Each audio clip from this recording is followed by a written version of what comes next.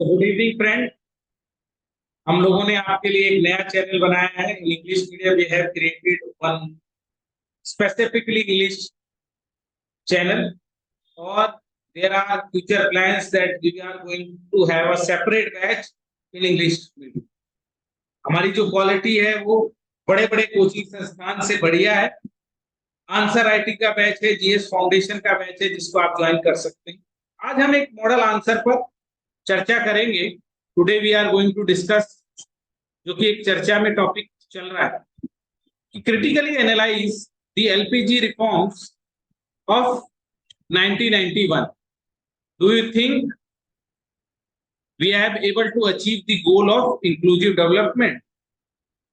So as you are aware कि हमारे पास कुछ था नहीं,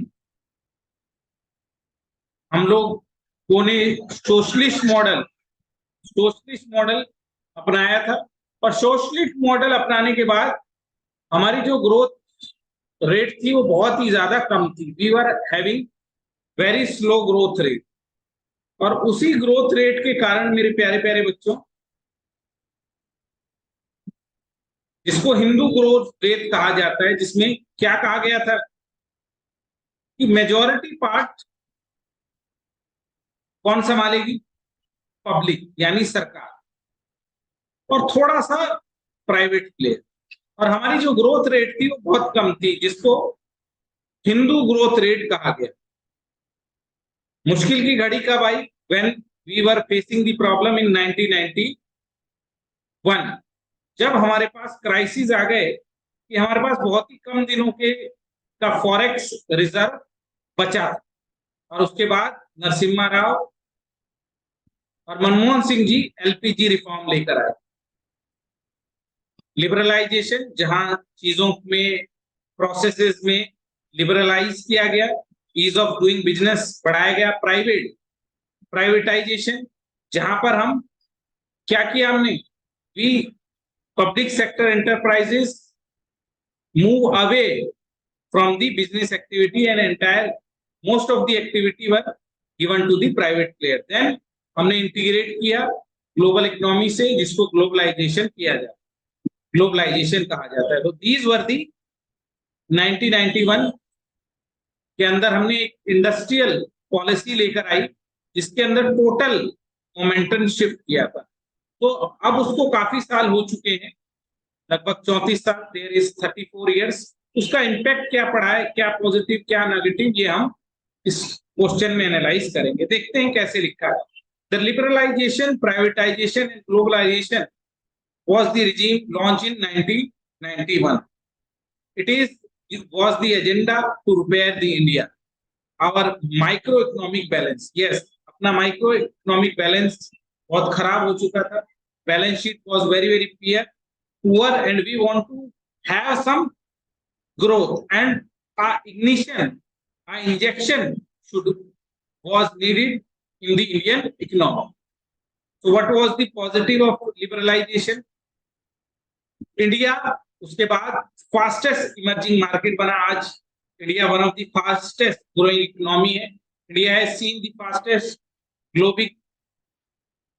ग्रोइंग इमर्जिंग मार्केट्स।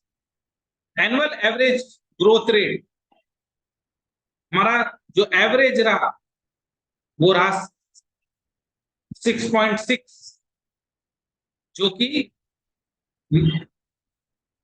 1980s में 5% से ज्यादा था। तो हमने बहुत ज्यादा ग्रोथ रेट पाया। उसके बाद जैसे ही लिबरलाइजेशन, प्राइवेटाइजेशन और ग्लोबलाइजेशन हुआ, our internal private player were very very optimistic, and the FDI influx into Indian economy. तो क्या हुआ, जिससे तरह तरह के गुड्स एंड सर्विस प्रोड्यूस होने लगे, चॉइसेस बढ़ी, और उसके कारण लोगों को काम मिला, पीपल गेट वर्क। बहुत सारी इंडस्ट्री लगी, उसमें काम मिला, तो पॉवर्टी डिक्रीज हुई। After China we are the second country जिन्होंने पॉवर्टी रिमूव की। स्किल्स एंड लोगों के स्किल सेट बढ़े, सर्विस सेक्टर हमारा आगे बढ़ा। But the question is the invisible hand of the capitalism is able to produce the inclusive development. क्या ये जो पूंजीवाद में ये वादा करके आया था एलपीजी रिफॉर्म कि हम गरीबी को मिटा देंगे, सबकी हेल्थ सर्विसेज अच्छी कर देंगे, सबको काम दे देंगे, क्या ये हुआ? The answer is no. Thomas Piketty की बुक में सारा जवाब लिखा हुआ है कि अनस्किल्ड वर्कर एग्रीकल्चर वेजेस बढ़ गई, एग्रीकल्चर वेजेस बढ़ गई और लोगों को काम मिलना कम हो गया। तो 3 अनस्किल्ड लेबर, टेक्सटाइल, क्लोथिंग, इनमें बढ़िया रहा। ये लेबर इंसेंटिव सेक्टर्स थे। आज भी याद रखना, आज भी क्लोथिंग में, टेक्सटाइल में और लेदर इंडस्ट्री में जिनको क्या कहा जाता है, लेबर इंसेंटिव, इसके अंदर खूब सारे लेबर लगते हैं और आज भी हम इन सेक्टरों में अच्छा है, तो इनमें फायदा हुआ मेरे जिगर के टुकड़ा। लेकिन इसके साथ साथ पुअर क्या हुआ? अर्बन सेक्टर में जब आप आएंगे तो rich got richer and poor get poorer. तो higher economic inequality, 1% of population is having 50% of Indian asset and 10% of population is having roughly 75 approx of the asset। तो इकोनॉमिक इनइक्वालिटी बहुत ज्यादा बढ़ गई। और उसके बाद क्या हुआ? हमारे एसेटों को, जो नेचुरल रिसोर्सेज हैं इंडिया के, उसको बड़ी बड़ी कंपनियों को बेचा जाने लगा, जिसको आप क्या कहते हैं, क्रोनी कैपिटलिज्म। हमारे यहाँ ग्लोबलाइजेशन, एलपीजी रिफॉर्म ठीक से नहीं हुए। एलपीजी रिफॉर्म का मतलब क्या था कि आप प्राइवेट बॉडीज को बुलाइए, लेकिन ये इंश्योर कीजिए कि क्रोनी कैपिटलिज्म ना आने पाए कि हमारे नेचुरल रिसोर्सेज को ऐसे ही बेच दिया जाए। और यही हुआ, क्योंकि laws and regulation were very very weak, जिसका फायदा प्राइवेट प्लेयर ने उठाया। इंडिया वर हैविंग करप्शन, जहां पर मीडिया हाउस, पॉलिटिशियंस सब आपस में मिल गए। स्टेट लेड इलेक्शन नहीं होते, इलेक्शन फंडिंग के लिए प्राइवेट प्लेयर पर हमारी पार्टियां मजबूर हो जाती हैं और इसलिए फिर वो बाद में इंडियन रिसोर्सेज को दे देती हैं। ये बहुत बड़ा वादा हुआ, जहां औने पौने दाम में, वेरी वेरी पीनट्स में, Indian resources were given to the private player. बहुत सारी कंपनियों के अंदर जो डिसइन्वेस्टमेंट हुआ वो बहुत सस्ते दामों में हो गया, जहां पर 2G स्कैम, 3G स्कैम, कोयला स्पेक्ट्रम स्कैम, अभी अडानी को पैसे देना, all these are the offshoot of liberalisation. तो ग्रोथ ऑफ एक्सपोर्ट, बाहर से हाई टेक्नोलॉजी आई, अभी एआई आ रहा है, कंप्यूटराइजेशन आ रहा है, जिसके कारण क्या हुआ है, सर्विस सेक्टर तो काफी आगे बढ़ गया, लेकिन हमारा एग्रीकल्चर सेक्टर और इंडस्ट्रियल सेक्टर उतना आगे नहीं बढ़ पाया। इन दोनों का जीडीपी कंट्रीब्यूशन 45 रह गया और सर्विस सेक्टर का 55। और सर्विस सेक्टर में बहुत कम जॉब लगती है मेरे बच्चों में। Service sector we hardly have some few lakhs of job.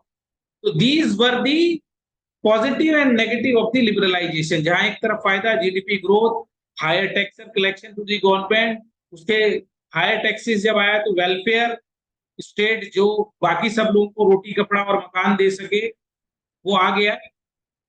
और growth rate, FDI, emerging economy, Bharat 3 trillion की इकोनॉमी बन पाई इसके कारण ही।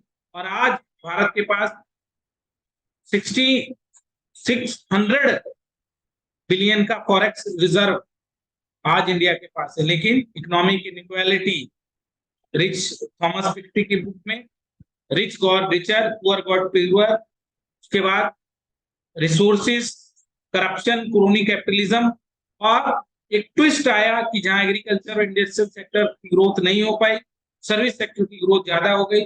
और उसके बाद अब जो ऑटोमेशन आ रहा है, नए खतरा, the danger of AI, machine learning and automation, इसको और आगे बढ़ाएगा। तो हमारे को जो रूल और रेगुलेशन सही करने थे और टायर 2 टायर 3 सिटीज एग्रीकल्चर और इंडस्ट्रियलाइजेशन में ये आना था, ये उतना नहीं आ पाया। तो what should be, so we can not say our economic growth is development, it is inclusive.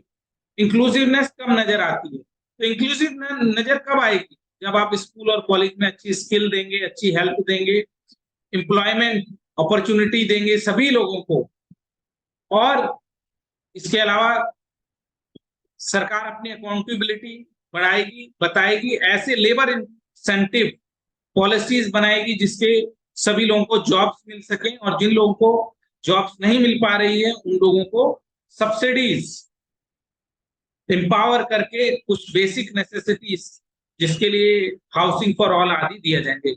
तो क्रॉनिक कैपिटलिज्म ना हो, इसके लिए इलेक्ट्रल रिफॉर्म बहुत जरूरी है। हमारे यहाँ क्योंकि इलेक्ट्रल रिफॉर्म नहीं हो पा रहे, तो पार्टियां मजबूर हैं ज्यादा से ज्यादा पैसा खर्च करने के लिए, और जब वो किसी कंपनी से पैसा ले लेती हैं तो फिर इट इज बट ऑब्वियस कि उनको सर्व करना पड़ेगा। तो India badly needs election reform. तो इस तरह से आप कहेंगे कि इंडिया ने काफी अच्छा काम किया है ग्रोथ में, पर डेवलपमेंट में अभी काफी कुछ किया जाना बाकी है, और इसके लिए रिफॉर्म आप। तो this was the model answer. जो भी लोग हमारे फाउंडेशन के बैच को, आंसर राइटिंग के बैच को ज्वाइन करना चाहते हैं, उनका हार्डली वेलकम है। आप लाइव और रिकॉर्डिंग क्लासेस ले सकते हैं और अपना टॉप 50 में रैंक लगा सकते हैं। ये मेरा नया चैनल है इंग्लिश मीडियम का, सब बच्चे इसको लाइक कर लेंगे, शेयर कर देंगे और सभी के साथ शेयर करेंगे। तो thank you very much, God bless you.